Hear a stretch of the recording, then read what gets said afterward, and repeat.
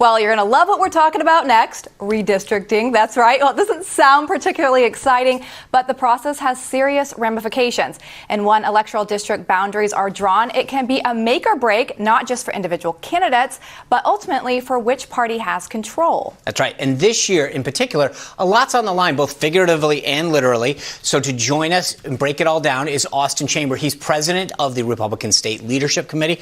Austin, welcome to the show. Great to be with you. So glad to have you. All right. Well, let's talk about redistricting a little bit. When I hear that word, I'm kind of like, oh, I don't want to talk about it because it's so complicated. But why does it really matter? And why does it matter now? When you boil this down, it's not all that complicated.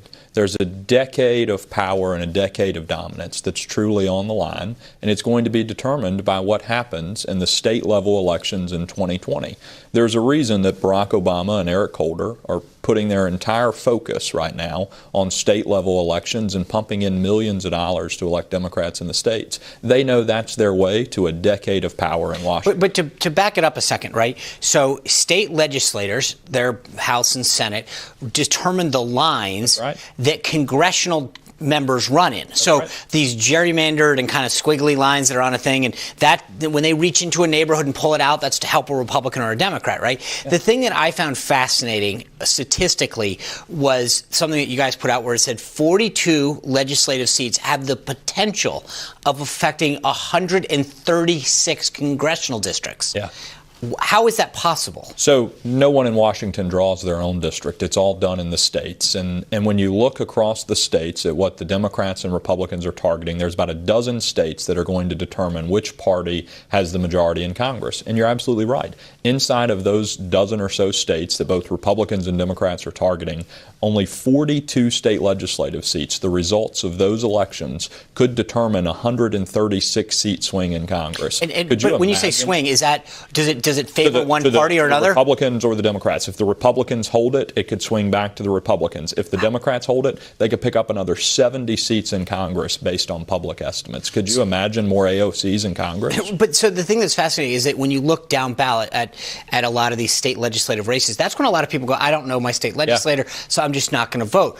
But there's real consequences. Absolutely. I mean, you see it here. It's all on the line in 2020 with redistricting. For us, it comes down to if Donald Trump is successful, we're going to be successful, because in the target states, there are 127 seats that Donald Trump won in 2016 that are currently held by Democrats. That's our entire focus in 2020, is winning those seats that Donald Trump should win again in 2020. You know, one of the big things, obviously, about redistricting is the census, and it comes after a census. We have that April 1st coming up. Something I want to talk to you about, the Squad. They have been trying to get illegal immigrants to participate in the census.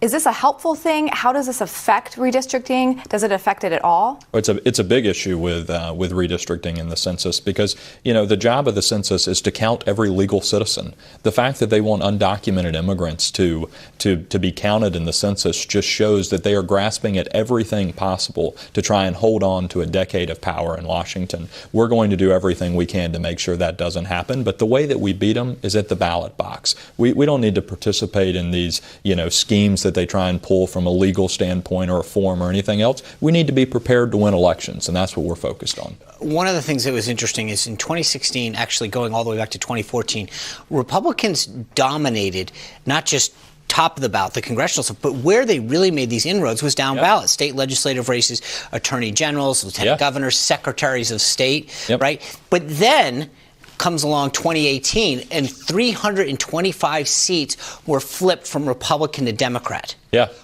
What impact does that have now on the redistricting? You know, it is important, but when you look at what happened in 2018, it was below the national average. Republicans are doing better under Donald Trump than Democrats were doing under Barack Obama. They lost over 1,000 seats in the first few years of Barack Obama's time in office. The Democrats did on the state level. We only lost 325 flips in the first 3 years of Donald Trump. So we were doing much better than the historical average of 425. So the Democrats didn't even get to average, let alone get back what was lost under Barack Obama. So we view Donald Trump as a benefit for us. He's going to be key in those 127 districts, and we're going to do everything we can to make sure that those Trump supporters who are coming out to vote for him vote Republican all the way down the ballot. It's key to our success. Where can people who are interested in this get more information? Yeah, rslc.gop. rslc.gop. That's our website. Okay.